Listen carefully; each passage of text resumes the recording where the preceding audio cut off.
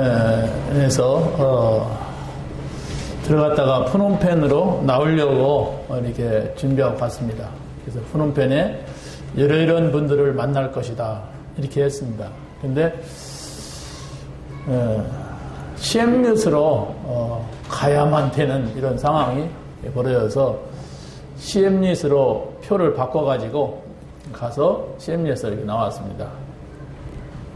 함께 가는 목사님한테 제가 기도를 하면서 이분을 통한 응답을 받아야 되겠다 이런 생각을 이렇게 했어요.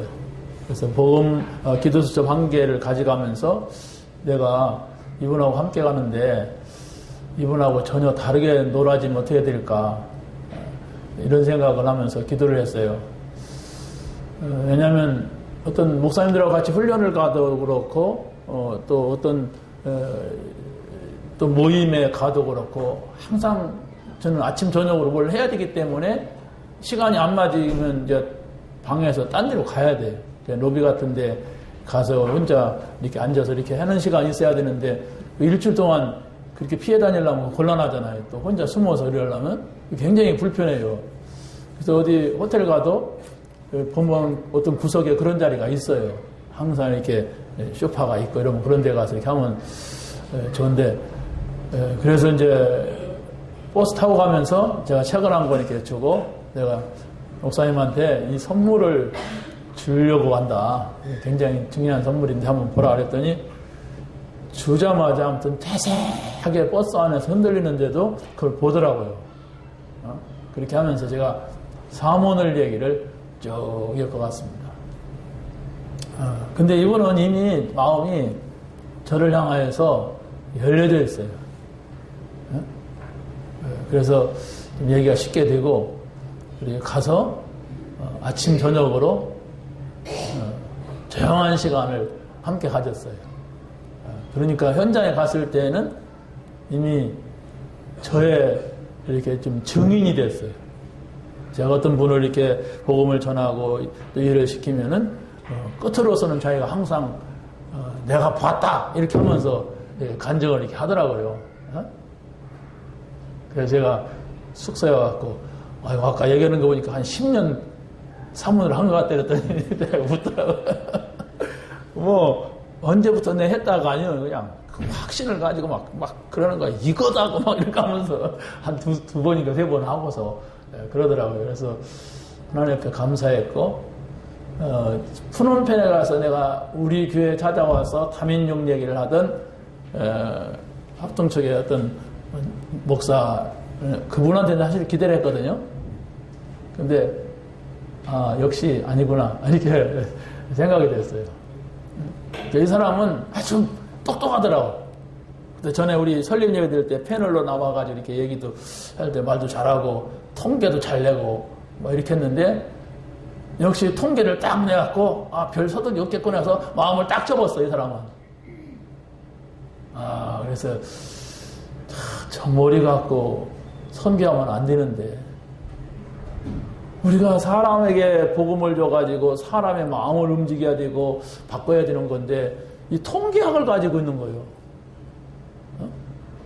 뭐 캄보디아에서 뭐 근로자가 가면은 그 가운데 3%가 예수 믿는데 돌아와서 예수 믿는 비율은 역시 3%였다. 그렇다면 한국 교회가 아무 역할도 못한다. 그걸 믿고 내가 할 수가 없다. 그래서 저는 안 하기로 했다. 야, 이거 무슨 영문이고 몹서 그냥 통계야.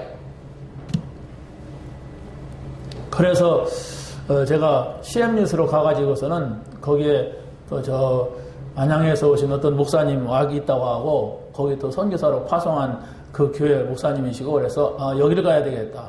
그리고 거기서 가서 수요예배 드리면서 한 열 몇 명 앉아있는 데서 간증을 나오면 제 응답받은 얘기, 사모늘 얘기를 이렇게 또 하고 그랬는데 거기에 선교사님이 있었어요. 새로 파송된. 그리고 그분하고 한 이틀 동안 계속 우리를 이렇게 안내했었더라고요. 그래서 밥 먹을 때 뭐 셋이서 아무튼 또 계속해서 이분에 대해서 같이 얘기를 했어요. 그래서 아무튼 좀 이분을 도와야 되겠다. 두 부부가 교사 출신이더라고요. 현재 사모님은 한국에서 교사고, 이 목사님은 국어 교사였어요. 일본어도 잘하고 뭐 외국 생활도 많이 했고 막 이랬어요. 그래서 좀 이분을 돕자. 그래가지고 아무튼 영적으로 많이 이렇게 서로 교감을 나누고 왔습니다. 그러니까 같이 막 차 마시는 시간도 함께 즐겁고, 같이 식사하고 나서 이렇게 얘기하는 시간도 아무튼 즐겁고, 이렇게 그래서 하나님이 이분을 만나게 하려고 했구나, 이런 생각을 했습니다. 프놈펜에서는 이미 우리 교단에서 가 있는 박희창 선교사님 밖에 못 만났어요. 근데 이분을 통하여서 대학 현장 들어갔어요. 그래서 이분이 우리나라 말밖에 못해요. 통역도 없어. 어떻게 선교하냐? 가서 애들하고 친하게 노는 거야. 그래서 이런 애들을 가지고 손가락 전도를 하는 거예요. 가서 나이도 많으신 분이. 그런데 딱 준비된 애들이 있더라고요. 그 푸놈펜 대학, 푸놈펜 왕립대학이 거기서 그 법조인들이 많이 나온답니다. 근데 그 왕립 법대는 따로 돼 있어요. 학교가. 거기에 갔더니 아주 똑똑한 놈, 복음 잘 알아듣고 영어도 잘 하는 이런 사람이 있더라고요. 그러니까 제 통역 있잖아요. 영어 통역. 이분이 가서 통역을 하면서 은혜 받아요. 이분은 통역을 하면서. 그래서 아무튼 감사했고, 또 거기 또 본대학에 들어가갖고 이분이 만나고 있는 애들 또 복음 주고 막 이랬습니다. 여러분들이 기도하신 줄로 믿습니다. 사람은 누구나가 이 땅에 자기 이름을 남기려고 합니다. 그렇죠? 자기 이름을 비석을 세워갖고 남기려고 하고, 또 후손을 통해서 남기려고 하고, 뭔 집을 져갖고 남기려고 하고, 이렇게 많은 발버둥이 있어요. 그런데 더 중요한 것은 우리는 성경을 보니까 하나님 앞에서 나를 남기려고 하는 이런 자세가 있어야 됩니다. 성경 66권에 보면은 많은 인물들이 등장을 해요. 근데 이런 인물들은 자기가 이름을 남기려고 했던 것이 아니라 하나님이 그 이름을 남겨줬어요. 다시 말하면 이름을 남겼다고 하는 것은 누군가가 자기를 기억한다고 하는 거예요. 근데 칼빈 같은 사람은 자기가 죽으면은 자기가 일한 업적이 있고 하니까 분명히 내 비석을 세울 것이다, 이런 생각 때문에 내가 죽거든 내 무덤 앞에 비석을 세우지 말아라 이랬답니다. 그래도 이렇게 공동묘지에다가 묻었으면은 어디에 그분이 묻혔다는 표시는 있어야 될 거 아니에요? 그래서 그분 그 무덤에 가면은 막대기 하나 꽂혔는데 거기에 JC, 존 켈빈, 그 약자로 JC, 이 표시 하나 해놨대요. 그래도 우리 그분을 통한 책을 통하여서, 역사를 통하여서 그분을 기억하는 사람들이 얼마나 많습니까?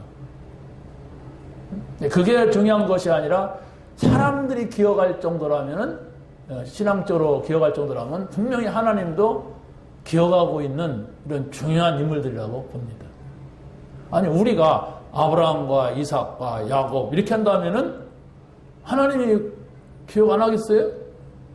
성경에서는 뭐라고 합니까? 부자 나사로 얘기를 할 때 아브라함은 천국의 상징이야.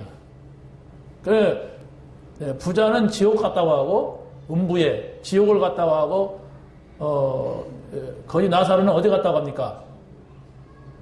성경도 안 읽었구만. 어디 천국 갔다고 그래요, 거기에? 천국 갔다고 그래요? 천자를 나 본 적이 없어요. 아브라함 품에 안겼다고 했어요. 아브라함의 품에 안긴 나사로 그랬습니다. 그만큼 아브라함은 천국의 상징이에요. 여러분이 크리스찬 교회 상징이 되시기 바랍니다. 그런 정도는 돼야 돼. 아니, 그렇게 안 되더라도 그런 믿음을 가져야 돼. 그래야만이 여러분의 후대가, 우리 어머니는, 우리 아버지는 이런 사람이었다, 이럴 거 아닙니까? 제가 다른 조상은 기억 못 하는데 우리 친할아버지 기억해요. 얼굴을 안 봤는데 그분이 일단 구세군의 정교였대. 일단 기독교의 어떤 문화라도 가지고 왔던 분이야. 할머니는 또 고집이 세갖고 안 믿었대. 꼬글꼬글한 곱소리였고 막 그랬다고 하더라. 근데 우리 할아버지는 구세군의 정교였대. 그래서 제가 기억을 해요. 제가 여러분의 자녀들이 여러분을 기억할 때에 어떤 사람으로 기억하면 좋겠습니까? 하나님밖에 모르는 사람이었다. 이런 이름이 남겨져야 돼요. 우리 어머니는, 우리 아버지는 하나님밖에 모르는 사람이었다. 그러면 반드시 일생에 있어서 어떤 계기가 오면 하나님 찾아요. 하나님 믿어라, 잘 믿어라. 그래 안 했어도. 그런 것이 있어야 돼요. 그래야만이 그 사람이 신앙생활을 잘하는 사람이에요. 여러분들이 정말 오늘 하나님을, 아니 이 땅을 떠나야 된다고 생각할 때 가장 가까이 여러분 옆에 앉아있는 사람이 있다면 아마 자녀들일 겁니다. 그때 지금 숨이 넘어가려고 할 때는 자녀들이 있는데 간호사가 옆에 있지 않을 거예요. 여러분의 자녀가 옆에 있다면 가장 가까이 귀다 대고, 아니면 여러분의 입에다가 자녀들이 귀를 대면서 마지막 소리를 들으려고 할 겁니다. 그렇다고 한다고 할 때 여러분 뭔 말을 남기겠습니까? 아니 우리 렘넌트들은 뭐 자녀들이 없으니까 부모보다 먼저 죽어야 된다면 부모 귀다 대고 뭔 말을 할 겁니까? 그 기분 나쁜 얘기인데. 네? 여러분 뭔 말을 남기고 갈 거예요? 우리는 하나님 앞에서 말을 할 수가 있어야 돼요. 그 준비가 돼 있어야 된단 말이에요. 하나님 앞에서 내가 우리 자녀들에게 이 말만큼은 하고 가자. 저쪽 새마을 금고 뒤편에 내 땅이 숨겨져 있는데 그거 꼭 찾아서 네 이름 바꾸라. 해야 되겠죠. 남이 가져가면 안 되니까. 그런데 여러분들이 여러분의 자녀에게 미리 할 말을 적어놓으세요. 유언장 써놓으라는 게 아니라 평상시 남겨놓으란 말이에요. 평상시. 내가 지금 카톡을 통하여서 글을 쓰고 있는 것은 지금 우리 애들이 읽으라고 하면 절대로 안 읽습니다. 그러나 분명히 내가 없을 때는 그래도 뭔가 아쉬웠던 것이 있고 그럴 때는 뒤적뒤적 하면서 쟤들이 할머니가 돼갖고 있든지 젊었을 때 있든지 지 새끼들한테 뭔 얘기 전달해주고 싶어 있든지 읽을 거예요. 읽을 겁니다. 여러분 잘 알잖아요. 여러분들 누굽니까? 록펠러 어머니가 그 아들에게 남긴 십계명, 여러분 말하고 닳도록 들어서 알 겁니다. 남길 수가 있어야 돼요. 오늘의 시점에 있어서 우리가 한번 그 10가지 가운데 하나를 기억한다면 교회를 세워라 그랬단 말이에요. 그래서 그 어머니의 십계명 가운데 하나로 2000교회를 세웠대요. 2000교회를 세우는데 교회가 또 자꾸 문 닫는단 말이에요. 그냥 무너질 때에 다시 복구하는 보험까지 들어놨대요. 이 사람이. 그러면은 돈이 있었겠어요? 없었겠어요? 돈 없는데 어떻게 2000개의 교회를 세웁니까? 무슨 제주 손가락으로 세웁니까? 그런 게 아니에요. 그게 어머니의 믿음이란 말이에요. 너는 이런 일을 하다 가라. 안 하더라도 상관없어요. 여러분은 여러분의 자녀에게 여러분의 진정성을 가지고서 간절한 마음을 가지고 이 말을 할 수가 있어야 돼요. 다른 말은 다 하는데 하나님 앞에서 부탁하는 말은 한마디도 없었다. 그 자녀가 신앙생활을 온전하게 하겠습니까? 진정한 얘기를 할 때는 딴소리 하는데 우리가 기도를 하든지 뭐 신앙 고백을 하든지 여러분이 한 번만 해도 여러분 자신 앞에서 하나님 앞에서 진정한 고백을 한다면 그게 응답이 된다고 봐요. 저는 그래 응답받았어요. 그런 응답을 받으니까 그 다음에 응답이 와요. 그 다음에 응답이 오니까 하나님께서 어떻게 하실까? 이런 생각이 들어요. 그래서 우리 정 목사님하고도 같이 이렇게 이야기를 나누고 오면서 계속 그런 얘기를 나눴죠. 그 앞으로 우리가 우리 유학생 선교에 이렇게 만들자. 일단 통하는 사람끼리 이런 거 하면서 우리 같이 일주일에 한 번씩 모여서 포럼하자. 그거 좋겠네 막 그러고 누구 또 같이 팀 사역을 해가지고 이 사람 요거 전달하자. 그거 좋겠네 막 이러고. 거기 있는 사람들한테 복음이 전거된다면 얼마나 좋겠어요. 그러니까 사실 그게 다 응답인 거예요. 저한테는. 거기에 아무튼 사람들이 다 복음의 사람들인데 복음을 듣지 못해서. 지금 우리가 들어왔는데 바로 우리 정영 목사님 사모님이 바톤을 이어가지고 캄보디아 옆에 라오스에 가요.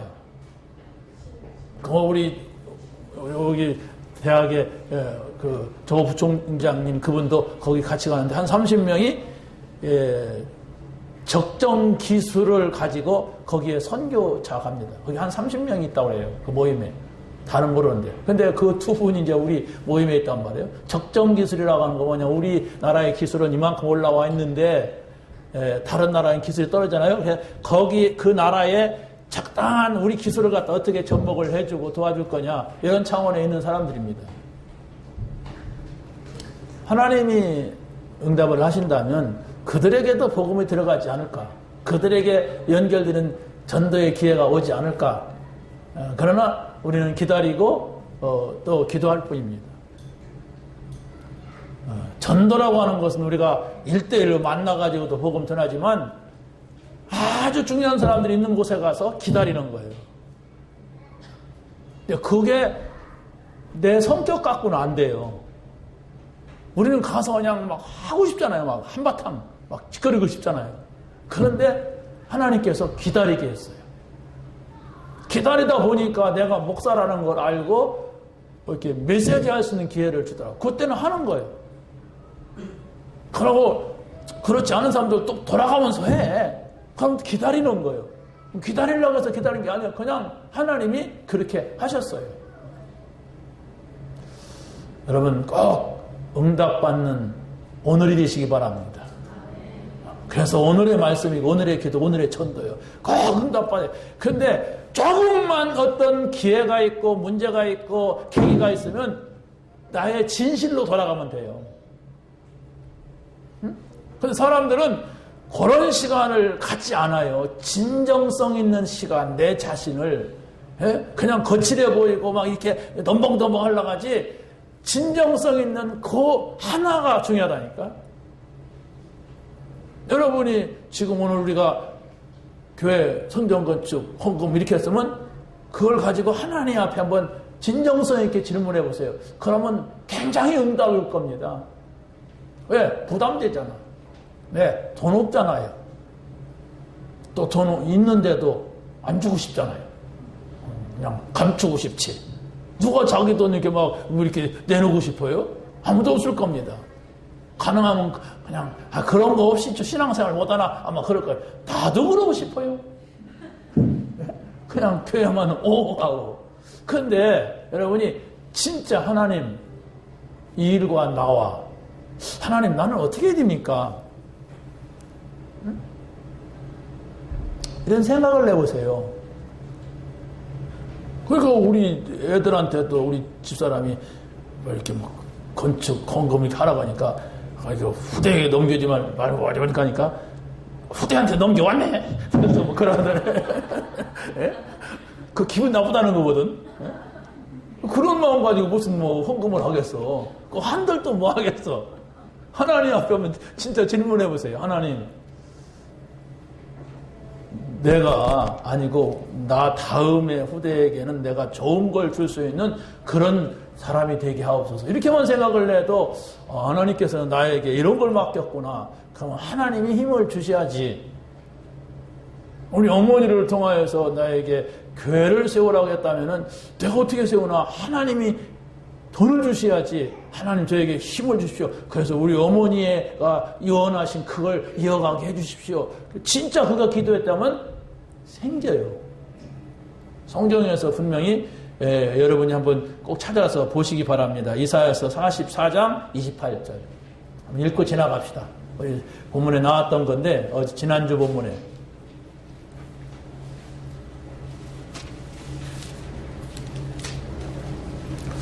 28절 한번 우리 큰 소리로 함께 합독하시겠습니다.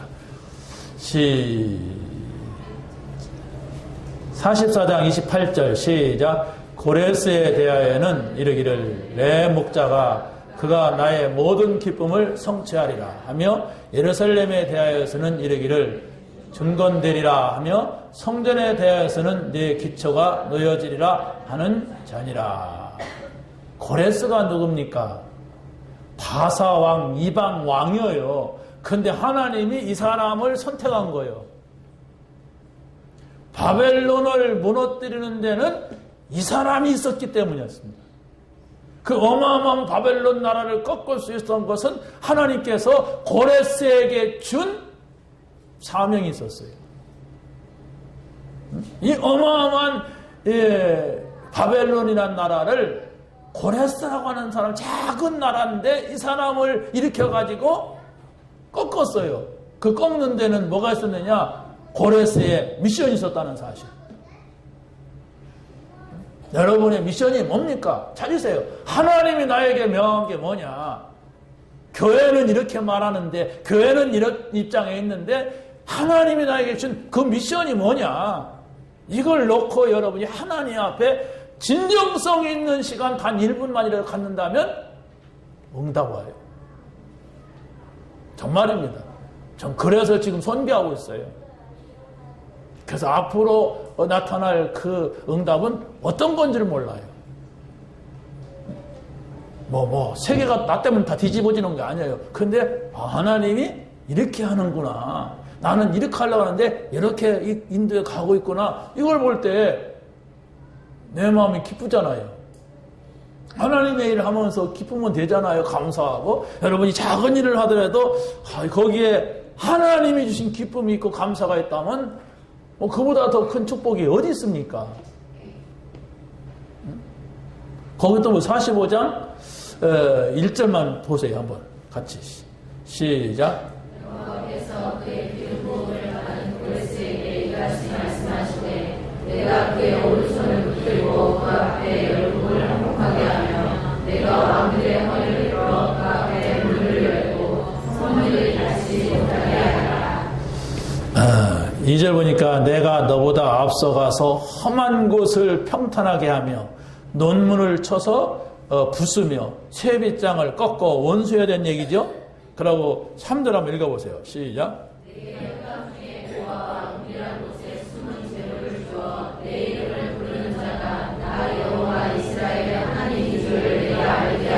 이 사람을 통하여서 하나님이 살아계신 것을 전하겠다는 얘기입니다. 근데 보세요. 흑암 중 어둠 속에 있는 보화를 줄 것이다. 숨은 재물을 주어서 내 이름을 부르는 자가 하나님 살아계시구나. 저 사람 보니까 과연 하나님이 살아계신 게 저 사람 보니까 분명하다. 이걸 주겠다는 거예요. 이걸 여러분이 붙잡아야 돼요. 여러분이 오늘 우리가 하나님 앞에 이게 좀 건축원금을 작정할진데 여러분들이 한번 이 말씀을 매일 읽어본다면 아니면 주일날만이라도 읽어본다면 하나님께서 요걸 붙잡은 그 사람에게 이 응답을 주실 겁니다. 그게 믿음이라고 하는 거예요. 말씀을 붙잡아야 돼. 이 말씀을. 그 말씀을 붙잡을 때 그 말씀이 이루어지는 거예요. 내가 여러분에게 약속하면 그 약속을 붙잡아야 돼. 그럼 기억한다는 거 아닙니까? 언제 몇 시에 어디로 나오라고 했지? 이런 얘기 아니에요? 그러면 그걸 붙잡고 있으면 그걸로 가지는 거예요. 내가 약속을 내가 이따가 1시에 했는데 집에 있으면 안 되잖아요. 약속을 기억하고 있는데 그 약속 안에 굉장히 중요한 일이 이루어지는데 여러분 고레스에게 약속하신 그 약속을 오늘 우리가 잊게 된 것은 나에게 주시는 약속이라고 믿고 여러분이 붙잡고 계속 묵상해 보세요. 어떤 일이 일어나는가. 그게 여러분들이 약속을 붙잡은 것이고 계속 가다 보면은 분명히 이 응답이 오는데 그게 7명의 렘넌트 얘기예요. 그게 히브리서 11장의 사람들 얘기예요. 그게 초대교회 사람들 얘기라니까요. 그런데 응답 못 받는 사람들은 전혀 약속이 없어요. 여러분, 세상에 성공하고 일 열심히 하고 살아가는 사람들은요, 시간이 없어요. 시간이 없더라고요. 그러니까 전화해도 못 받아. 제가 어떤 부총장이 전화해보면 못 받아. 그러고 아이고 죄송합니다 하고 문자 오더라고요. 제가 강의 시간이었습니다. 누구 미팅하는 시간이었다 이러더라고요. 근데 별로 저기 하지 않은 사람은 시간이 많아. 언제든지 오라는 거예요. 여러분, 약속을 많이 붙잡으세요. 내가 할 일이 없어도 하나님 말씀 이걸 넣고 계속 생각하고 이걸 붙잡고 계속 생각하면 하나님이 길도 열고 만남도 주시고 일도 주시고 그래요. 그래서 여러분이 쓸데없이 바쁜 게 아니라 좀 바쁘게 사는 사람이 돼야 돼.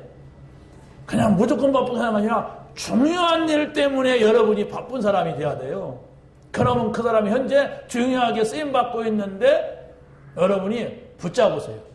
하나님이 말씀하신 것을 붙잡은 하나님 앞에서 중요한 사람이 될 줄로 믿습니다. 자, 그럼 오늘 본문을 보세요. 하나님이 원하시는 성전이 뭐냐? 여러분, 교회를 다니면서도 교회가 뭔지 성전이 뭔지 모르고 대부분 다닌다니까 사람들. 모르고 교회를 다니면 아무것도 모르는 응답이 와요. 이게 뭔지 응답이 뭔지 그러니 자기 응답은 아니야. 첫 번째, 하나님이 원하시는 예배가 무엇인가를 여러분이 정확하게 알고 있어야 매주 예배 드리는 거, 매 주간 속에서 예배 드리는 것이 여러분에게 축복이 된다는 사실을 믿으시기 바랍니다. 여러분 예배를 1시간 동안 드리면서 그냥 졸다가 한다면 얼마나 큰 실패가 옵니까? 그 사람한테. 하나님하고 영 상관없는 일만 생길 건데 그러면 계속 힘들고 헤매는 거예요. 자, 3가지 예배가 있습니다. 성막시대의 예배입니다.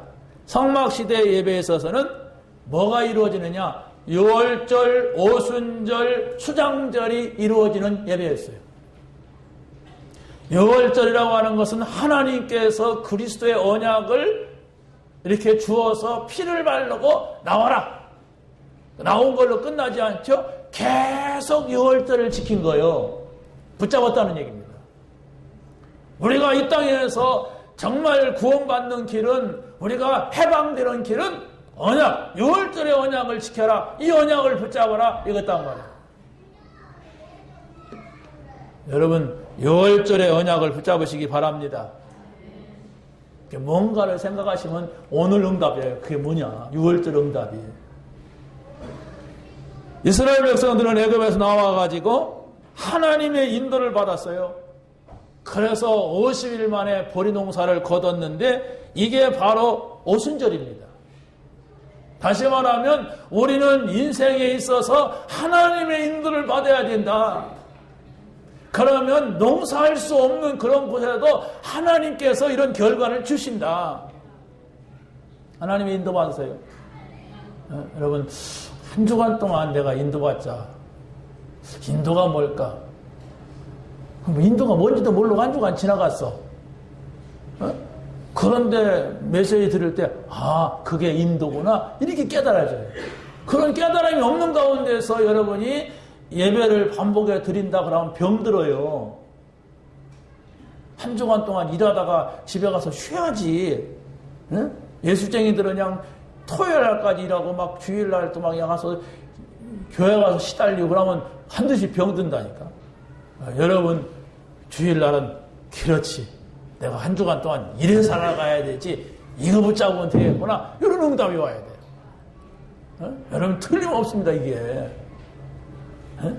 이 사람들은 광야에서 살았지만은 바라보는 게 있었어요. 우리는 저 가나안 땅에 들어갈 것이다. 저 하나님 나라에 들어가야 된다. 이런 것을 딱 붙잡고 있었습니다. 그래서 광야가 힘들고 어려워도 광야가 되지 않은 겁니다. 여러분에게는 미래가 있어야 돼요. 그게 없으면 신앙생활 할 필요가 없다니까. 나는 하나님 나라 가는 사람이다. 그래서 이 땅에 아무리 어려워도 우리 하나님 나라가 있다. 근데 그 하나님 나라를 오늘 지키라고 하는 거예요. 그게 말씀, 기도, 전도입니다. 여기에 다 있어요. 말씀, 기도, 전도는 하나님, 예수님, 성령님 이 안에 다 있단 말이에요. 이 답을 얻어야 된단 말이에요. 그 삼위일체라고 그래요. 그런데 여러분이 거기다가 마음만 조금만 두면 되는데 그게 안 두어지는 거예요. 예. 그래서 제가 다시 말씀을 드리지만 진정성이 있는 질문, 하나님 저는 그 얘기를 맨날 하는데 안 가집니다.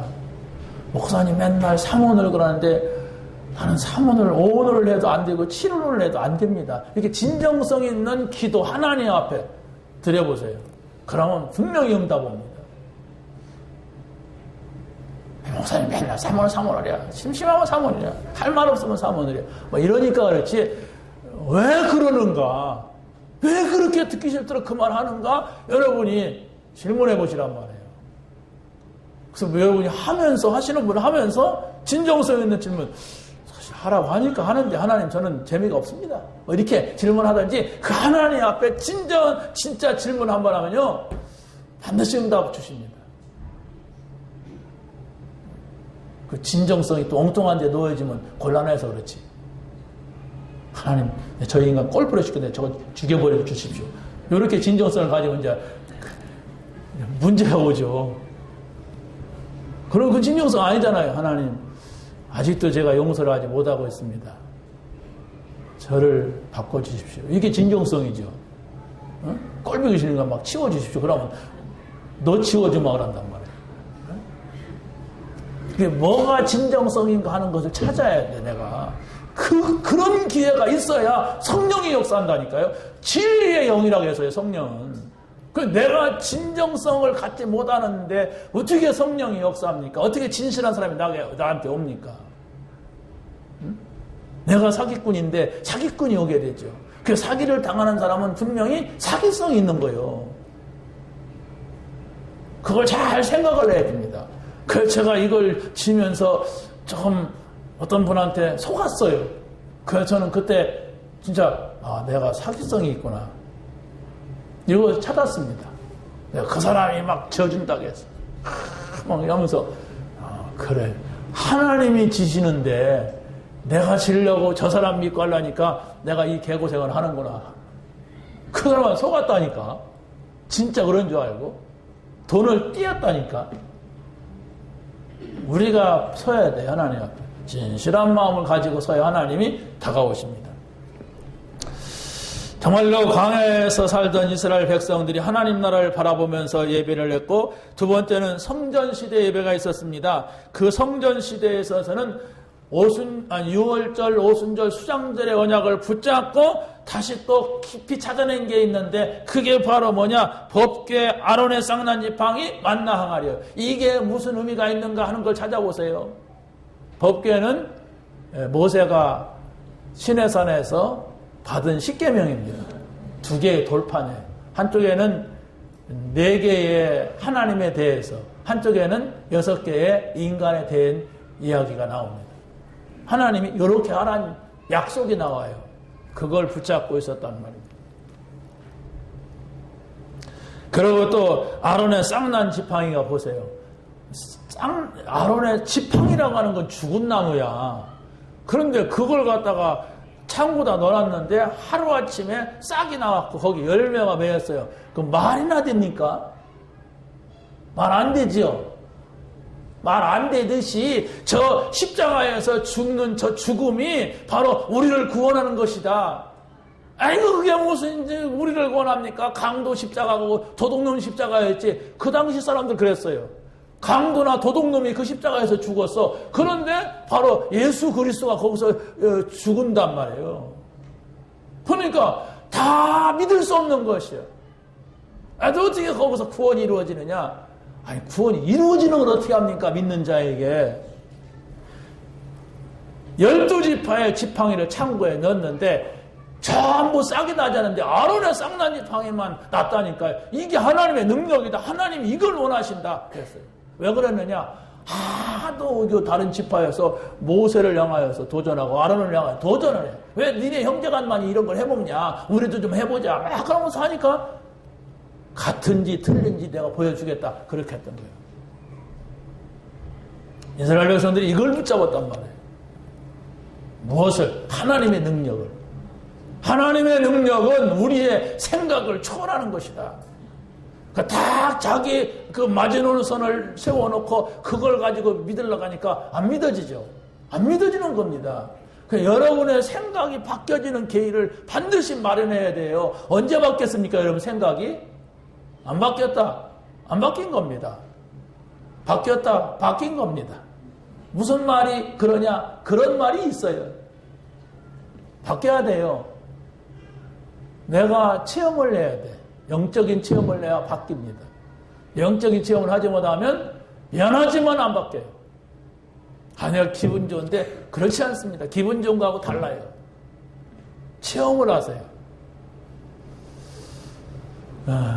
그럼 제가 경험한 대로 말할 수밖에 없으니까 저는 성부, 성자, 성령 이 안에 체험을 해야 된다고 봐요. 그게 다른 말로 말씀, 기도, 전도라고 말합니다. 그걸 체험해요. 그럼 어떻게? 진정성 있는 자세를 가지고 그 앞에 서면 된다고요. 진정성 있는 마음을 가지고 질문을 던지면 말씀을 하시는데 진짜가 아니야. 이 사람 말하는 거예요. 대답 안 하죠. 나 같아도. 사람도 그렇지 않습니까? 이 사람 와서 장난치나 저런 말을 하게. 이러면 누가 거기다가 진짜 말을 합니까? 근데 이 사람이 너무 간절하다. 이 사람이 진짜 진실한 마음이네. 그러면 대화가 되잖아요. 사람도. 여러분이 기도할 때 한 번만이라도 그런 자세를 가지면 반드시 하나님 뭔가 딱 주세요. 이거구나. 이런 것들이 다른 사람들이 몰래 내 속에서 이런 것들이 이렇게 지나가야 내가 힘을 얻는 거예요. 저 사람은 이걸 모를 거다. 이럴 때 또 힘이 있잖아요. 저 사람은 이걸 모르는구나. 만나 항아리입니다. 광야 40년 동안 다 죽는다고 했는데 하나님이 만나를 통해서 그들을 살렸어요. 이게 하나님의 능력이구나. 이걸 붙잡았던 겁니다. 이게 성전시대의 이 사람들이 유월절, 오순절, 수장절 다음으로 더 깊이 구체적으로 응답받았던 겁니다. 이게. 여러분은 하나님의 말씀을 듣는데 예수님이 십자가에 죽으시고 부활하시고 이런 정도 수없이 마르고 닳도록 듣지요. 그런데 그 이상은 없지요. 그게 문제란 말이에요. 외국인이나 한국인이나 항상 그래요. 예수님이 누구냐? 십자가에 죽으시고 부활하시고. 그거 말고 지금 내가 한 얘기 그거 예수가 그리스도? 그거 맞나요? 이런 정도야. 지나가는 말 들었어. 자기가 수없이 들었어. 응답받아야 됩니다, 여러분. 왜 예수가 그리스도입니까? 창세기 3장의 문제 해결할 수 없는데 그걸 해결했구나. 근데 나는 그럼 내 문제 해결했는가? 이렇게 질문을 하고 가야 된다니까. 질문이 기도예요. 교회 시대 보세요. 교회 시대의 예배는 세 가지입니다. 갈보리산. 아까 우리 찬양했죠? 갈보리산 위에 그랬잖아요? 십자가 섰으니 주가 흘리신 보혈이라 그랬잖아요. 다 이루었다. 주가 흘린 피는 옆에 강도가 흘린 피와 달랐어요. 옆에서 강도가 흘린 피는 자기 죄 때문에 죽는 피였습니다.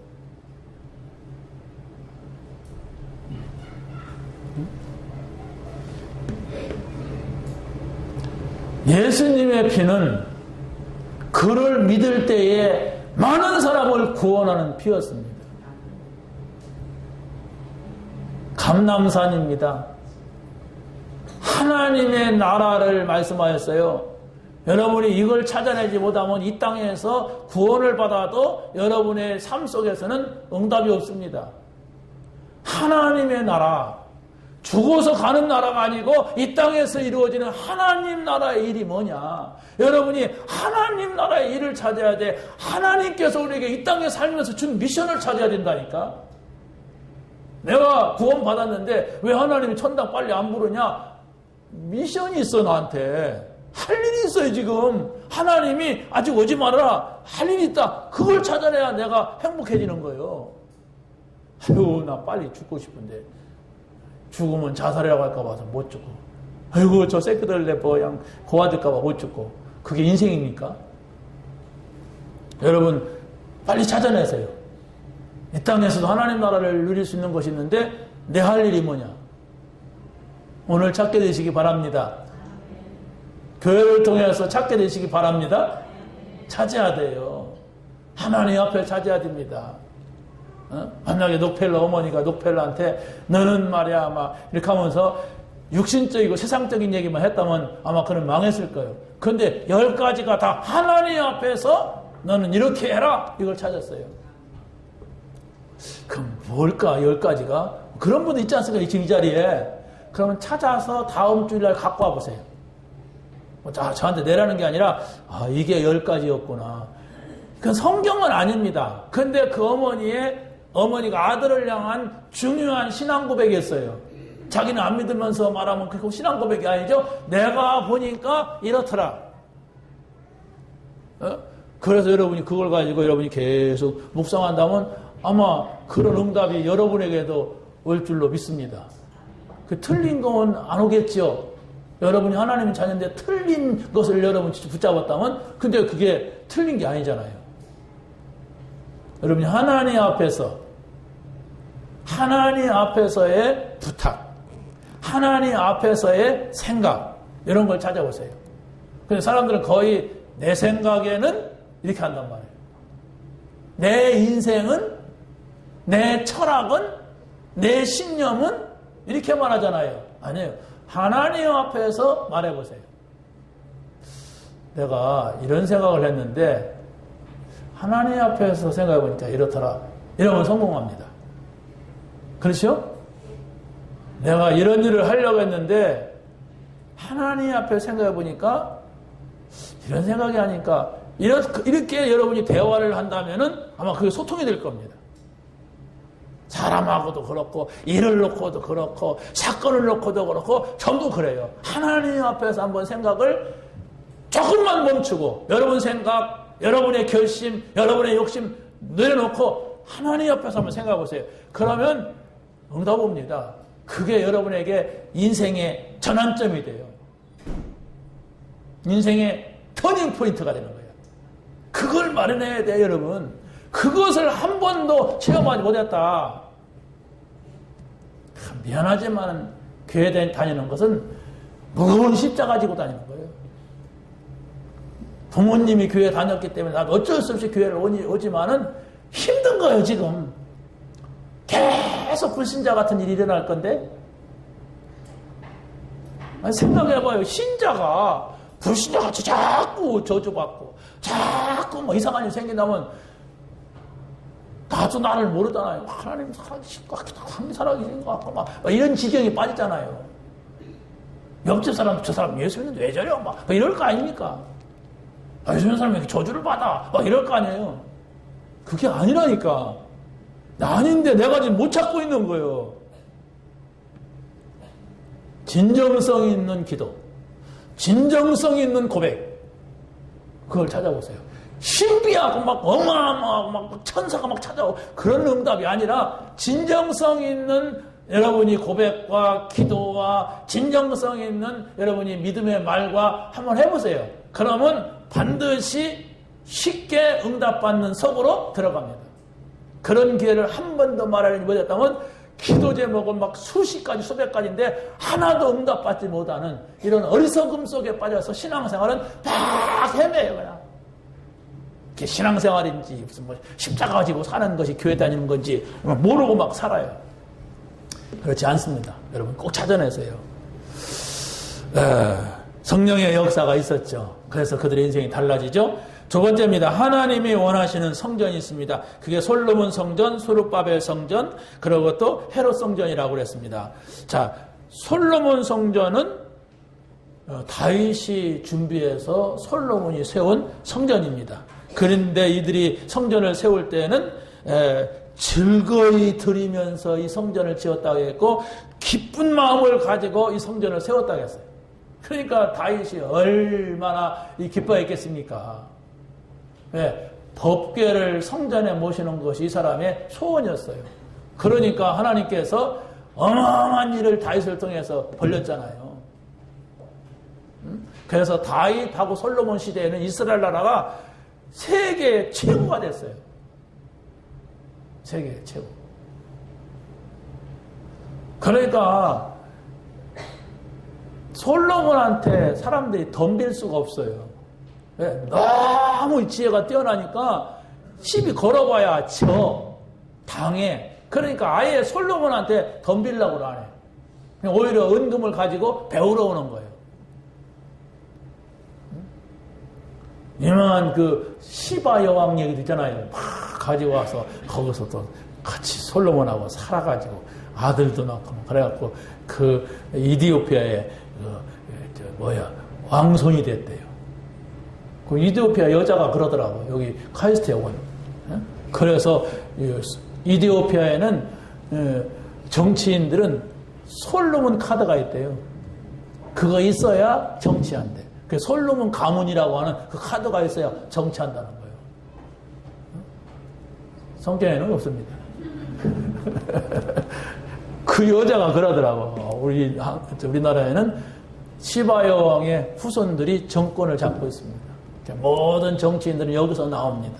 그 카드가 발행이 됩니다. 이러더라고요. 일리가 있습니다. 성경에 그런 정황이 있거든요. 그래서 시바 여왕이 아들을 낳았고 솔로몬한테 보냈대요. 그런데 그 솔로몬이 갈 때에 율법학자들을 붙여줬대요. 그래서 가서 이 아이에게 율법을 가르쳐라. 그래갖고 솔로몬이 보낸 그 율법 선생들이 시바 궁전에 들어가서 아이에게 가르쳐서 그 다음에 시바 여왕 대신에 왕이 됐대요. 그러더라고요. 난 가만히 있는데 잘 알아요, 성경에 대해서. 그래서 바로 이디오피아는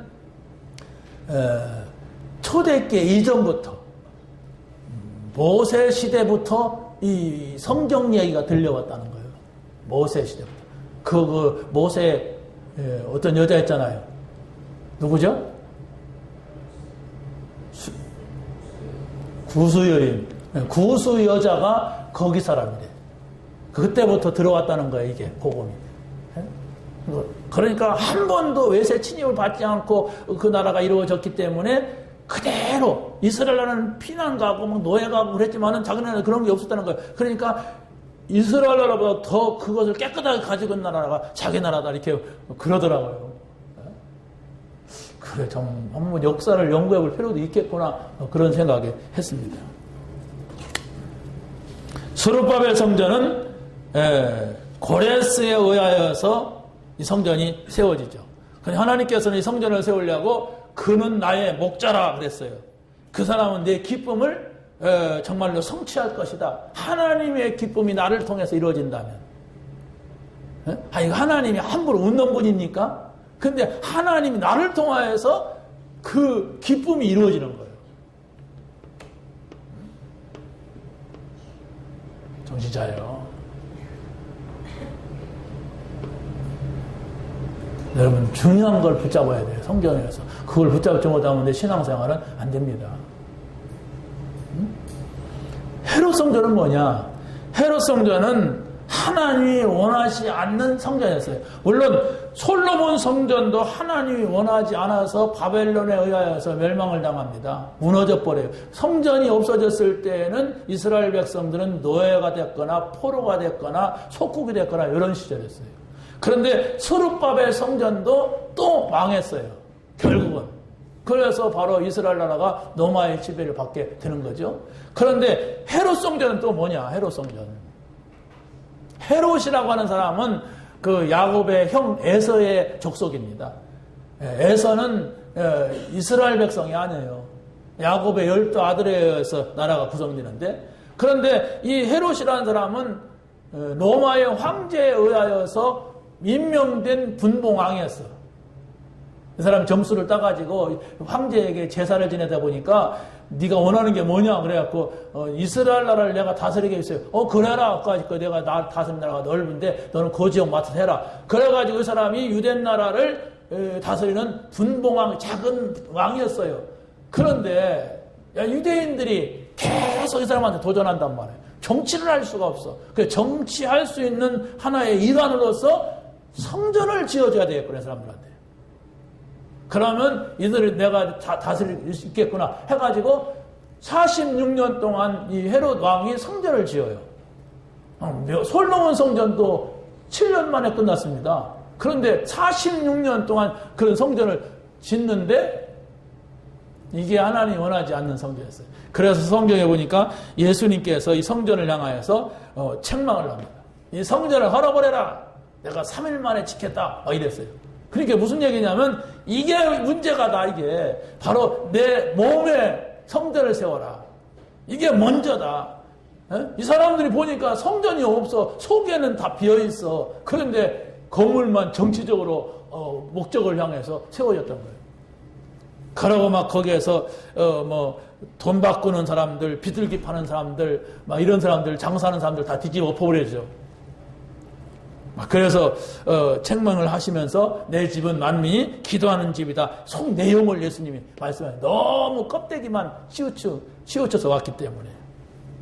그래서 결국은 예수님이 헤롯 성전을 향하여서 돌 위에 돌 하나도 남지 아니할 것이다 이랬어요. 너무 정치적인 목적만을 향하여서 세워진 헤롯 성전을 무너뜨리겠다는 거예요. 그래서 주 70년에 로마의 디도 장군에 의하여서 이것은 허물어져 가지고 지금까지도 그 솔로몬 성전, 스룹바벨 성전이 세워졌던 그 자리는 모슬렘 사원이 세워졌어요. 그래서 회복을 하지 못하고 중세시대에 교황이 이걸 찾으려고 200년 동안 전쟁을 일으키는데 그래도 못 찾았습니다. 그게 바로 십자군 전쟁입니다. 어른들이 죄가 많아서 못 찾나 보다. 그래가지고 어린아이들 소년 십자군을 만들어요. 그런데 애들만 포로로 잡혀가고 막 학살당하고 그랬습니다. 그래서 200년 동안 전쟁을 일으킨 것이 다 숲으로 돌아가요. 하나님이 허락하지 않는단 말입니다. 왜? 그리스도가 오셨어. 더 중요한 것은 마음의 성전을 세워라. 중심이 중요한 것이다. 그런 가운데에서 우리가 오하고 건물도 필요한 것이 우리가 다 그냥 하나님도 안 믿는데 예수님이 누군지도 모르는데 와서 그냥 여기서 밥이나 먹고 놀다가 하고 뭐 노래나 부르고 뭐 이런다면 이게 가치가 없다는 얘기예요. 아무 가치가 없는 거예요. 여기에는 우리가 팔고 가면은 술집도 될 수가 있고 여기는 뭐 그냥 디스코장도 될 수가 있잖아요. 그런데 중요한 것은 참 교회가 되는 여러분이 있기 때문에 하나님이 여기가 중요하게 여기시는 거예요. 내 자녀가 들어있는지. 저 빌딩이 지금 폭발됐다 그러면 우리 자녀가 거기 근무한다.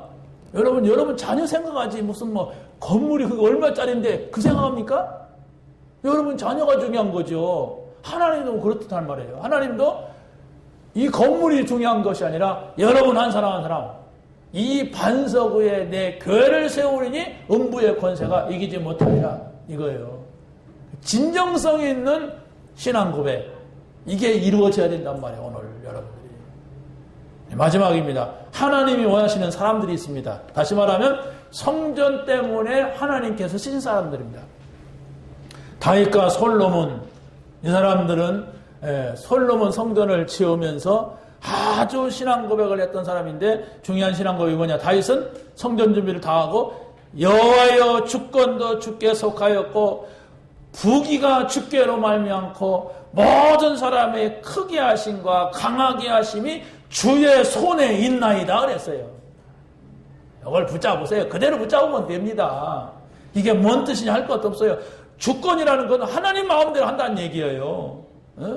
부귀 여호와 이게 하나님 손에 있단 말이에요. 여러분이 성공하고 망하고 하는 게. 그리고 크고 싶고 강하고 싶잖아요. 그게 하나님 손에 있단 말이에요.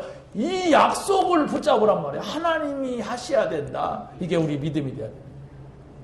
내가 아무리 막 노력하고 애를 써도 하나님 계획이 안 맞으면 안 돼요. 그래서 여러분이 작은 일이라 할지라도 하나님 계획이냐, 어떤 작은 문제나 큰 문제에서 하나님의 뜻이 뭐냐, 이게 내가 구원받았는데 왜 이런 일이냐, 하나님의 뜻이 뭘까, 이걸 찾으면은 금방 내 그 문제 해결됩니다. 그런데 사람들은 그거 피해만 가려고 하죠. 그런 일 안 당하려고 하죠. 하나님은 뭔 사인이 있어가지고 이렇게 던지는 거야. 제가 지금 날 안 쳐다보고 사람은 내가 던지잖아요. 쳐다보라고 하는데 왜 이런 걸 던져요? 그러면 안 되잖아요. 가끔 강의하다가 애들이 저러면 분필을 던지잖아요. 근데 분필을 왜 내버려요? 그러면 완전 또라이잖아, 이게. 아, 내가 이 태찰하니까 그렇구나, 조르니까 그렇구나. 그거 아닙니다. 사인. 여러분이 어떤 문제가 와도 하나님의 뜻이 뭘까? 한 번만 생각해 보세요. 어떤 일이 있다 할지라도 여기 하나님의 계획이 있을 것이다. 이 일에, 이 사건에, 이 사람 만나는데 그걸 생각해 보세요. 그러면 내가 생각하지 않았던 일이 나타나요. 그러면 그 속에서 보여진다니까요. 되게 그런 일 생기면 피해가려고 하잖아요. 아이고, 재수 나쁘게 왜 하나님 이런 일을 나한테 줘. 이렇게 간단하게 생각해버리잖아요. 하나님의 뜻보다도. 나는 좋은 일만 있기를 원하잖아요, 사람이. 그러니까 한 번도 하나님하고 안 통하는 거야. 안 통하는 하나님하고 와서 앉았으려니까 얼마나 힘듭니까? 응? 여러분 옆에 있는 사람이 안 통하는 인간이야. 징그러운 사람이야. 그 옆에 있어. 그러면 그냥 살짝 움직이는 것도 신경 쓰는 겁니다. 예. 응?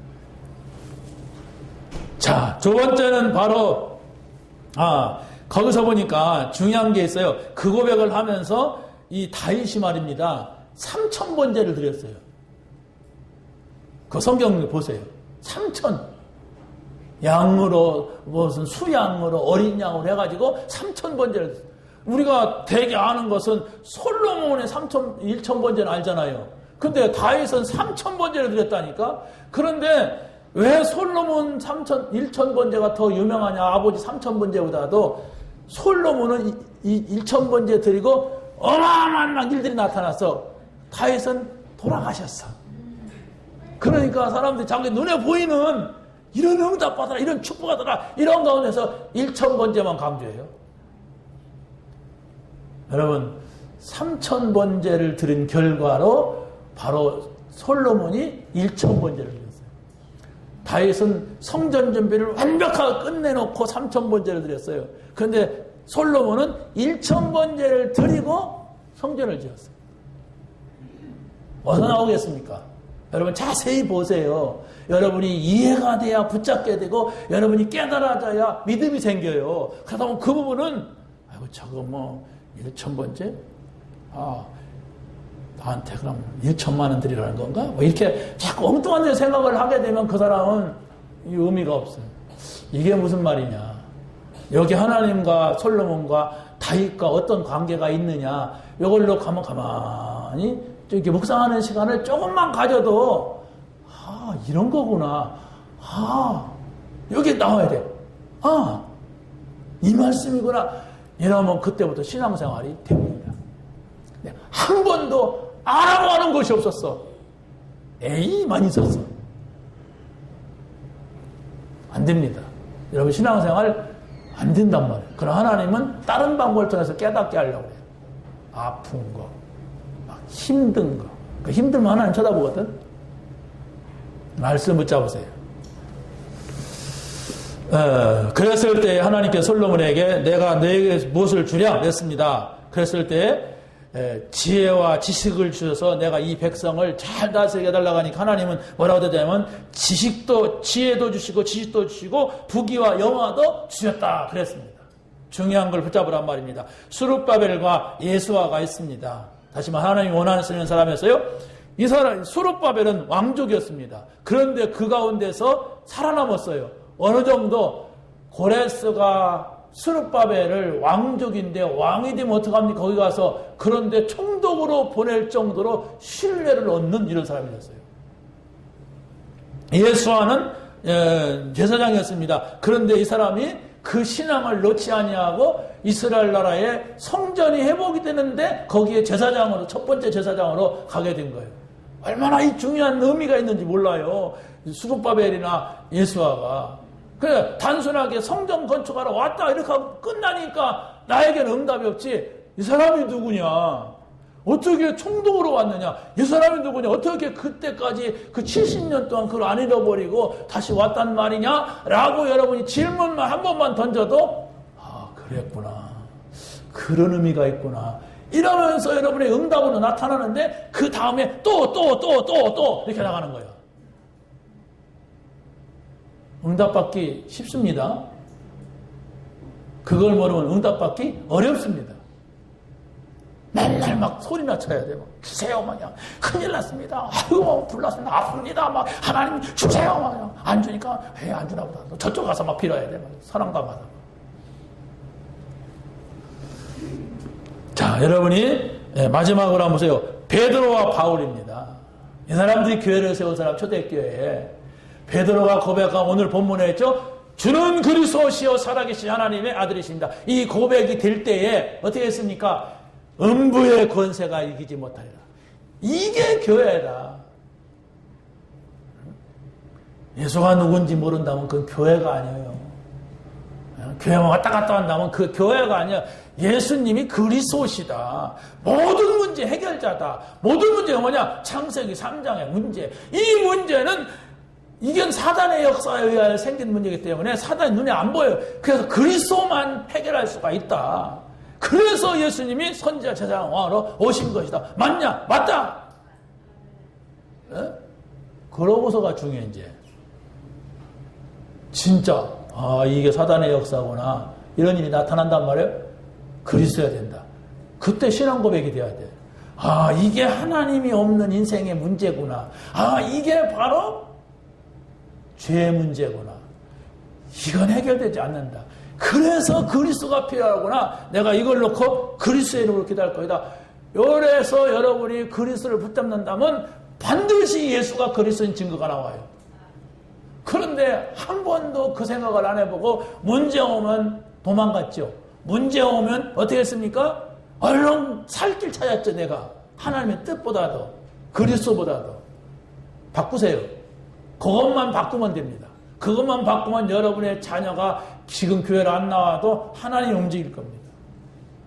여러분이 정말로 어떤 심각한 문제를 당했다 할지라도 이게 하나님이 없는 문제다. 이게 사단의 역사다. 보시고 어떻게 해야 됩니까? 그러면 그리스도야만 된단 말이에요. 그게 사단의 역사라면. 그러면 주님, 저는 그리스도가 필요합니다. 이 문제 그리스도가 아니면 안 돼요. 제가 안 됩니다. 어떻게 하겠습니까? 하나님. 이라고 여러분이 묻는다면 반드시 하나님은 응답하세요. 그 응답을 받아야 여러분에게 돈이 있는 것도 축복이 되고 일 잘 되는 것도 축복이 되고 키 큰 것도 축복이 되고 키 작은 것도 축복이 되고 그런 게 되는 거예요. 그런데 그게 없으면 저 사람 돈 많은 게 문제네. 왜? 돈 속에 묻혀 있어. 그 돈 때문에 천당 못 가. 그게 부자 얘기예요.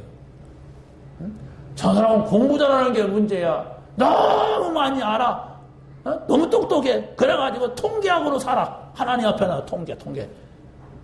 나쁜 거예요. 통계 내야지. 근데 거기에 갇혀있어. 다 문제가 돼요. 그런데 여러분이 예수가 그리스도구나. 그러면 그게 다 축복이 돼. 돈 있으면 좋죠. 공부 잘했으면 좋죠. 머리 주면 좋죠. 바보들에게 역사는 하나님이 아니거든요. 바울, 켈빈, 아니 그 앞에 또 누굽니까?